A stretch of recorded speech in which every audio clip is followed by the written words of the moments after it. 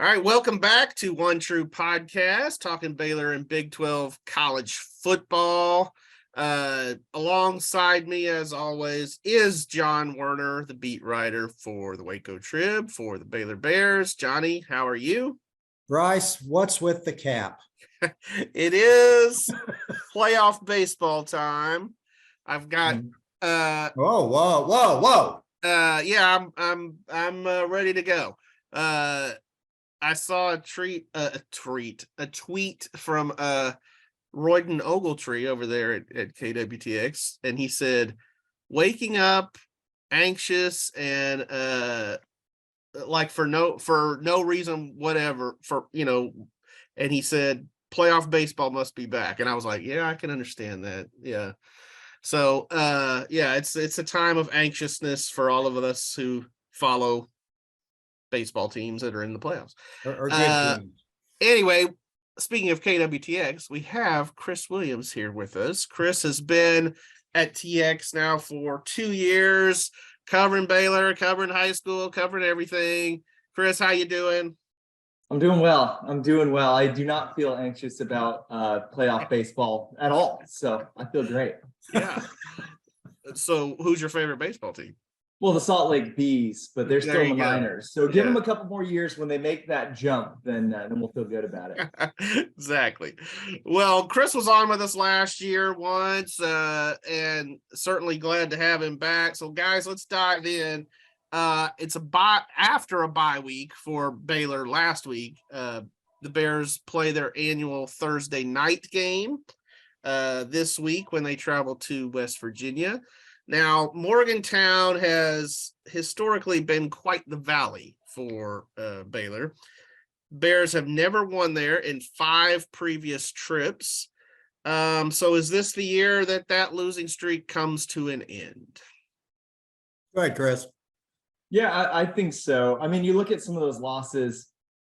Those were some of the worst teams Baylor's fielded in those years, and they happen to be playing in Morgantown. I mean, they lost a lot of games when they lost in those years. And then I also think that this West Virginia team, I mean, the last few seasons, they've had a good defense. I don't think they have a very good defense this year. So you give Aranda an extra few days to prepare, and you have a West Virginia team that maybe isn't as stout defensively as they have been in the past. And yeah, I think Baylor has a good shot to break the streak. I got to say, I'm still waffling on this a bit. I've just seen too many things go wrong there. Really bad karma. There's a Thursday night game a few years ago. Baylor had a lot of, extra time to practice. They lost 58-14. Of course, they're not nearly as good as this year's team. That was 18. Well, they were decent. They weren't a bad team. They went 7-6 that year. But I don't know. I don't have just a great feeling about it. That's the testimony of a man who's been to Morgantown a few times. Right. I've been there with you at least once. And yeah, it's a weird place. It's a hard place to win. Obviously, it's been hard for Baylor. But I'm with Chris on this one. I think the Bears actually do break that streak. Partially because I've mentioned this on the podcast. I'm kind of picking them to win 2 out of every 3, and to go 8-4. And this is so I picked them to lose against Oklahoma State, and I was right. I'm picking them to win against West Virginia. I think they're just better, obviously, than West Virginia at this point. The Bears do have some things they need to get sorted out, and we've addressed some of those on here, but I think they're further along than West Virginia at this point. And who knows, maybe the extra time really will help. As Chris said, Dave Aranda's such a schemer in a good way, you know what I mean? Not a schemer in terms of like breaking somebody out of prison or something. Not like a John Werner schemer. Right. But no, a schemer. I mean, the guy loves to, break down X's and O's for us. And sometimes it's like, whoosh. But at the same time, you give that guy some extra time, they'll come up with a pretty devious game plan.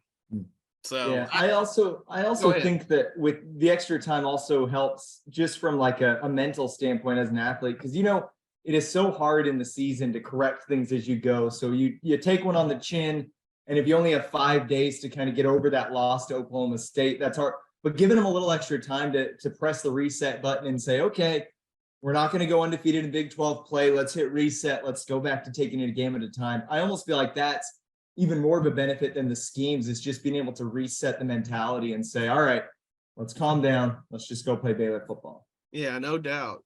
And Dillon Doyle actually talked about it after the Oklahoma State game, that just how refreshing the bye week would be for this team. I think they were really looking forward to it, to kind of reset, as Chris said. And speaking of Dillon Doyle, so last week, John, you wrote about Baylor still kind of looking for some of that leadership that was a hallmark of that Big 12 championship team last year. Other than Dillon Doyle, who's kind of the most natural leader on this team, who are the leading candidates to kind of step up and fill that void? John, let's start with you. Well, I think Al Walcott would be a guy. He's a big playmaker. He's a veteran. He's seems to have a very outgoing personality when we've interviewed him. I think he might be a guy. I think Brice Jackson is a guy everybody respects. He can make some big plays for that defense. I think the issue here is that most of their skill people are younger guys, and those are guys who are often the team leaders, I guess. And I don't know, offensively, Blake Shapen, but I think he's still kind of a work in progress as far as his leadership skills. I think Gary Bohannon was a really good leader last year, even though he probably wasn't as skilled as Blake. So I think they're really looking for guys on the offensive side to be leaders. Chris, what do you say? Yeah, Brice, what stood out to me kind of during spring ball and then into fall camp was Gavin Holmes seemed to be that guy on the offense. And he obviously had a tough game against Oklahoma State, but I still think he's the veteran in that group. He's been there, done that. He's been there for, I think, like 12 years or something. And then on top of that, I heard, and I didn't put in any effort to verify this story at all, but I'm going to throw it out here anyway. I heard that Shapen like took Gavin Holmes out to lunch after that game against Oklahoma State and was just kind of like, hey, stuff happens, put it behind us. And so that's a great sign for a young quarterback, and a young quarterback who isn't naturally vocal and isn't the natural leader that Gary was. So hearing that, and again, not verifying it, but hearing it made me feel good about his progress and the way he approaches the game. But I just don't know. I don't think, for sure not this season, I don't see Shapen being that main beacon leader on the offense. I think probably Gavin Holmes needs to take that, and then Connor Galvin up on that offensive line needs to be able to, he's such a recognizable name. He's been there. He does things the right way. So I think Connor Galvin's another one that can really lead this offense. Yeah, I think you can have a lineman. It doesn't have to be a skill guy as your leader. I think Baylor in the past has occasionally had some linemen who were stronger voices on the team. I'm specifically thinking of Spencer Drango. Remember him, John? Oh yeah, yeah. He was a good voice. Specifically talking about Shapen, Aranda in the press conference the other day, Saturday, mentioned that he's growing as a vocal leader on this team, and I think just as he's growing as a quarterback, he's growing as a leader. And maybe lunches with Gavin Holmes, whether they're real or not, are signs of that. But certainly they need. I think it helps when your quarterback is that guy that everybody can look to, because they're already in that position where everybody's looking to them. You're such a big part of the team at the quarterback position. So, I think Shapen needs to become that guy, and probably a couple others, and some of the names that y'all mentioned. So here on the podcast, Chris, we've talked a lot about a lot of the pleasant surprise teams in the Big 12, the TCUs of the world, K-State, Kansas. But let's, I'm salty this week. Let's talk about the disappointments. Starting with Oklahoma. So the Sooners were blitzed by Texas 49 to bagel in that Red River showdown. Is this the worst Sooner team of the Big 12 era? And how bad would it look if the Sooners essentially limp their way into the SEC? I don't think you can call it the worst yet. I think they're kind of headed in that direction. There were some really bad John Blake teams. John Blake years were really bad. That was Chris even born then? I was gonna say my reference starts in the year 2000. I was born in 95, but I started paying attention in 2000. Yeah, those late 90s years. That's when John Blake was there, and they were god awful. Yeah, and Dillon Gabriel was obviously hurt for the Texas game, and I don't think they have a really good backup for him, and I think that hurts them. So, until he's maybe back full strength, I think they're going to continue to struggle. And boy, that defense is terrible. Oh, god awful. Yeah, they're bleeding points. I mean, everybody's scoring against them. Yeah. Chris, what do you say? I mean, yeah, it's hard to imagine any other Sooner team that doesn't get up for the Red River. Like, I guess I think everyone expected you're going to be motivated at least for that game, and they were just so flat for the biggest game on their schedule this year. So it's hard to figure out what's going on. I don't think talent-wise this will be the worst team that's been, the worst Oklahoma team in the Big 12 era, but there is some sort of funk going on in that locker room, and that is an issue. And the more it goes, the worse it seems to get. And then, as John said, you lose Dillon Gabriel, who's a solid quarterback. I mean, I know people probably hyped him up a little more than they should have, but they have playmakers at receiver. They have 4- and 5-star guys that they just couldn't get the ball to because they don't have a suitable backup. And seeing Sooner fans on social media, they did not seem very impressed with that backup quarterback, Bevel or Beville or however you say it. They were really coming after him. So I don't know. I mean, maybe they have a freshman they can give a shot to. I want to hear John say that freshman out of Allen, or the transfer out of Allen's name. General Booty. They needed a booty call. They needed a booty call. But I don't know. I think this team's in trouble. I think because I think it's more than just a talent issue with Oklahoma right now. Yes. And to the second part of my question, which is how does this affect them going into the SEC? It certainly doesn't look good. Earlier in the season, we were talking with a writer at the Salt Lake paper, and he was mentioning that for BYU, they really wanted to have a good year this year in order to kind of make that transition to the Big 12 and have the Big 12 go, yes, we really do want you, and Oklahoma certainly isn't, looking like any world beater as they obviously if the Big 12 holds Oklahoma and Texas to its contract, it won't be next year when they leave, but at the same time, the SEC is probably over there going, really? These are the guys we're taking? What's so great about them?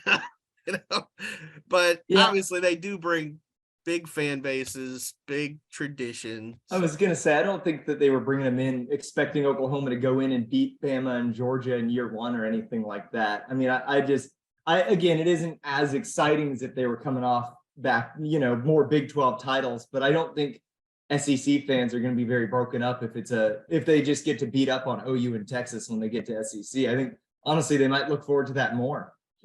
Hey, we get to beat these teams that we don't particularly care about. Right. So the other disappointment I want to talk about is Iowa State. The Cyclones were expected to contend for the Big 12 title last year. And they finished only 7-6 with a trip to the always thrilling Cheez-It Bowl. This year they were picked actually 6th in the preseason polls, so right in the middle, so to speak. Though they did have one first place vote, which I think kind of signals the confusion over who was going to win this league this year. But they are currently tied with OU with an 0-3 Big 12 record, so last place, and they have really labored to score some points. So Matt Campbell used to be the hot coach that everybody wanted. What happened? What happened in Ames? John, you were just there a few weeks ago. Yeah, I think last year was supposed to be the year. You know, Brock Purdy, Brice Hall, you know, a great defense. Somehow it just did not happen. And you're really not seeing Matt Campbell's names on the hot coaching board anymore. So I think, I don't know. I think this was kind of a rebuilding year anyway. And they have lost some close games in the Big 12. So, you know, they may not be awful. I think they could still be a bowl team, but yeah, I think last year just kind of passed them by and now they're kind of in rebuilding mode. Chris? Yeah, Brice, I mean, you mentioned it with Baylor trying to replace some great leaders from last year's team and how that might mean more than talent in a lot of instances. And is there a bigger leader in the history of the Cyclones than Brock Purdy? Yeah. And then I think Brice Hall was, I mean, he's probably one of the best, if not the best running back to go through that program. And he did things the right way as well. So yeah, I'm not used to seeing Matt Campbell get that angry on the sideline. I haven't watched a ton of their games, but I feel like he's been a little not himself this year as well, some frustration. I also look at the rest of their schedule, and it's how I feel about a lot of the Big 12. They can lose the next 6, or they can win 4 or 5 of the next 6. Like, I feel like every single game is still a winnable game on their schedule from here the rest of the way out, even though they have number 13 TCU and, you know, Texas, who all of a sudden people say should be a top 5 team after they beat the worst Oklahoma team I've ever seen. I think Iowa State could still salvage this season. I just think it's a tough conference to win in, and it's a tough conference to win in when you don't have the veteran leadership that some of these teams, Baylor, Iowa State, are used to having. Yeah, and I think something that Iowa State may need to start really catching in on is the transfer portal. Because if you look at what Kansas has done this year and you look at what TCU has done this year, they have gotten some major contributions from transfer portal guys. And to me, even as Iowa State has elevated itself under Matt Campbell, Ames is still not the, you know, be all end all place that recruits are just going to go, yeah, you know, Iowa State, that's where I want to go. So I think they have to, you know, cash in on some of those kind of guys, especially in this era of college football where it's such a big thing. I mean, there's so many guys entering the transfer portal that you can find some guys that you might be able to plug and play. And, you know, maybe they're not the next Brock Purdy or the next Brice Hall, but maybe they can, you know, help you win games. And certainly, as Chris said, replacing those guys is a big deal. I mean, watching Brice Hall last year here play in Waco, and we, of course, we'd seen him for a few years. I just was going, man, that guy's ready to play on Sundays today, you know, right now. He is a NFL running back. And I ended up drafting him in my fantasy football league. And he scored double-digit points for me this week, which all the TV guys, incidentally, John, they make fun of my fantasy football league because we're old school, and it's hard to score double-figure points in my league. So, you know, points are at a premium in my fantasy football league. But anyway, it is hard to replace Brock Purdy and Brice Hall for sure. It is. And Brice, I want to touch on that transfer portal thing you mentioned. I hadn't really thought about this, but you know, Matt Campbell built that program by kind of changing the way they recruit, focusing on recruiting kind of the upper Midwest and getting those kids. And he built it But I think for you, I don't think he realized when it switched to, okay, now we do have enough reputation where we can land some of those transfers that, again, aren't going to be the top transfer, but these are quality guys who look here and say we can win. And I think that you need to be able to adjust. It's one thing to turn the program around. Now, how do you keep it going? Well, you got to look at these other resources that you've earned, and you've earned the opportunity for transfers to want to come to your school. You got to cash those in. Yeah, absolutely. So finally, let's go circle back to Baylor for just a second. As I mentioned, the Bears are making their trip to Morgantown this week. So it's the second trip of the season into mountain country. Obviously, they made that trip to Utah, Chris's home state, to play BYU earlier in the season. So if you include the incoming Big 12 schools, and we'll even let OU and Texas be part of this, they're still in the league. Who would you say has the most picturesque setting or city in the Big 12, and who has the least? Who are you going to upset today? Well, I think hands down BYU's going to be the best once they join the league. I mean, that's an incredible setting.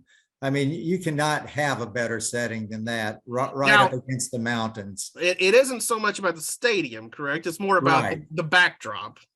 Yeah, their stadium could use some upgrades, but man, what a backdrop. I would probably put Baylor second. I mean, Baylor to me has, honestly, if you're talking about just the setting of a college football venue, has one of the best that I've ever been to, because and it's just light years from Floyd Casey, by the way, Chris. You never hey, I watched the game in Floyd Casey. Okay, good.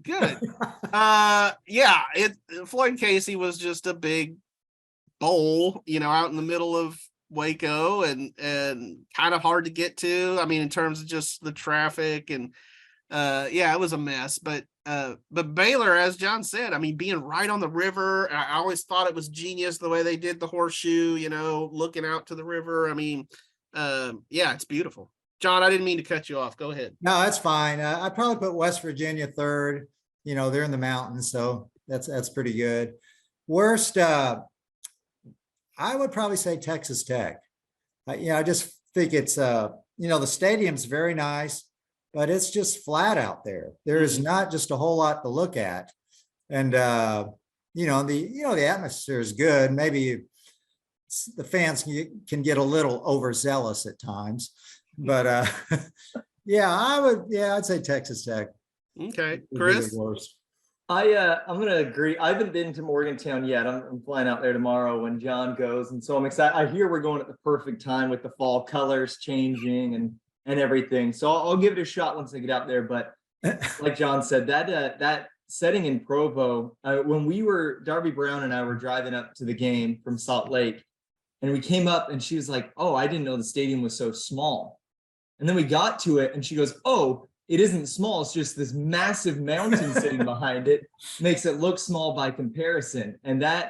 And for John's point, where the stadium needs some upgrades, I was going to say, I think BYU in 5 to 10 years, when they're in the Big 12, they have that commitment. They're going to start upgrading that stadium, and those fans and those donors and that school are going to do what it takes to make it even better. So I think BYU probably already is number one. I think they're only going to expand that lead over their first 5 to 10 years.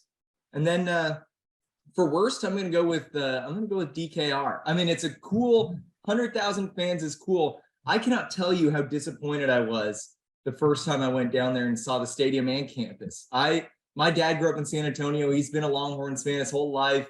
They talk like it's so high and mighty. I expected it to be just this gorgeous, well-kept. I went down there. I was like, it's a little bit run down. It looks like they haven't been taking care of it. There's not really anything special going on. I mean, I'm sure the atmosphere, when you pack 100,000 fans in somewhere and they do love their team, is cool. But just for a picturesque setting, I mean, I don't know. They can do better. I completely agree. So DKR was going to be my choice kind of as the worst. And part of it is some of the stuff you mentioned, but also to me, when you have a stadium stuck in a big urban area like Austin or Houston that's coming into the league, it's just not as collegial as, BYU and Baylor and Ames and Morgantown, and it feels more like a big city than a college town, And Chris, you're right. They do obviously love the Longhorns, but they're to me, I've also always kind of considered them the wine and cheese crowd of the Big 12.